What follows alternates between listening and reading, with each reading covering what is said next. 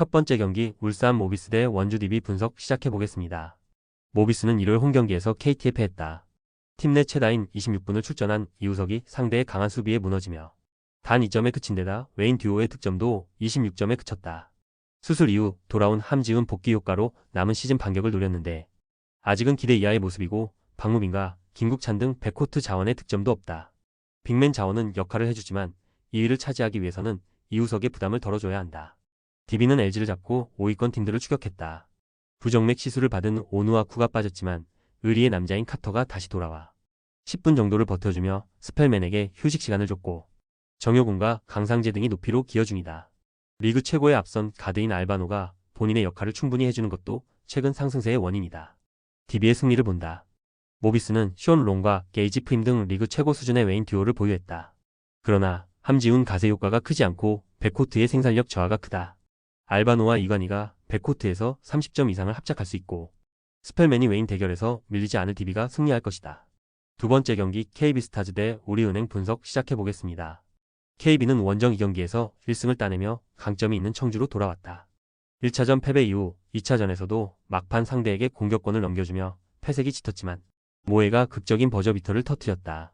김단비에 고전하며 연패를 당할 위기가 있었지만 모해의 결승 득점이 컸다. 강희슬과 송윤아가 나란히 리바운드 10개 이상을 잡아내며 맹활약했고 이은미와 양지수 등의 수비도 좋았다.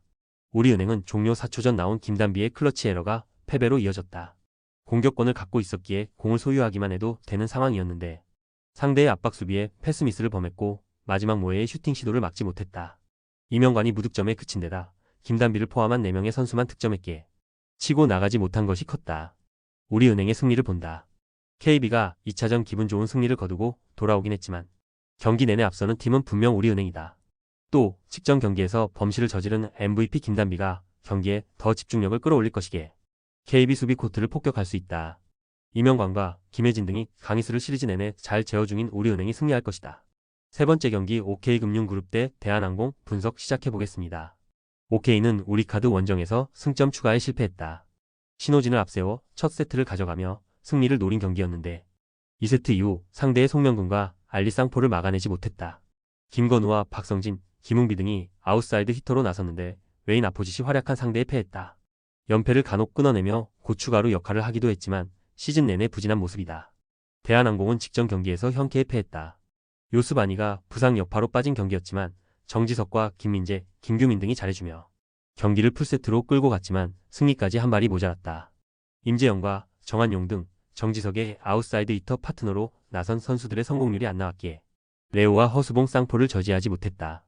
대한항공의 승리를 본다. OK는 감독의 토털 배구가 어느 정도 실패로 판명됐지만 별다른 로테이션 조정을 하지 않고 있다. 요스바니가 부상 여파로 정상 컨디션이 아니지만 정지석과 정한용, 이준 등이 국내 선수들의 화력 대결에서 앞설 수 있고 김민재와 김규민이 중앙에서 상대 공격 시도를 저지할 대한항공이 승리할 것이다. 네 번째 경기 흥국생명 대 현대건설 분석 시작해보겠습니다. 흥국생명은 직전 원정 경기에서 정관장에 패했다.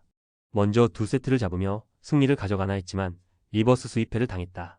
그러나 정규리그 우승이 확정된 이후 나선 경기였고 김연경과 피치, 투투크와 이고은 등 주전 선수들이 모두 휴식했기에 큰 의미를 두긴 어렵다. 외려 20점을 기록한 문지윤의 가능성을 받고 김다은과 변지수 등 벤치 멤버들이 풀타임 가깝게 소화하며 기대 이상의 활약을 했다. 현대건설은 GS전에서 최악의 패배를 당했다. 정관장이 흥국생명전을 승리하며 2위 경쟁에서 앞서 나가기에 홈에서 로테이션을 돌리지 않고 풀 전력으로 나섰는데 뼈아픈 패배를 당하고 이제 흥국생명을 만난다. 그래도 두 경기 만에 풀로 나선 모마가 40% 가까운 성공률로 19점을 기록했고 정지윤의 오픈 공격 성공률이 좋았다. 현대건설의 승리를 본다. 챔프전에서 만날 수도 있는 상대지만 굳이 흥국생명이 힘을 뺄 이유가 없다. 김연경과 이고은, 피치 등 시즌 내내 휴식 없이 뛰었기에 체력적으로 부담이 큰 선수들. 대신 젊은 선수들이 기회를 받을 텐데 승리가 필요한 현대건설의 의지가 더 강할 것이다. 모마와 양효진, 이다현 등이 경기 집중력을 끌어올릴 현대건설이 승리할 것이다. 조합은 아래 고정 댓글 링크로 편하게 말 걸어주시면 조건 없으며 스포츠를 좋아하시는 분들이라면 모두 환영합니다. 스포츠 당첨 어렵지만 그건 어떻게 하냐의 차이입니다. 두 눈으로 어떤 차이인지 직접 확인하시고 우리 모두 같이 승리합시다.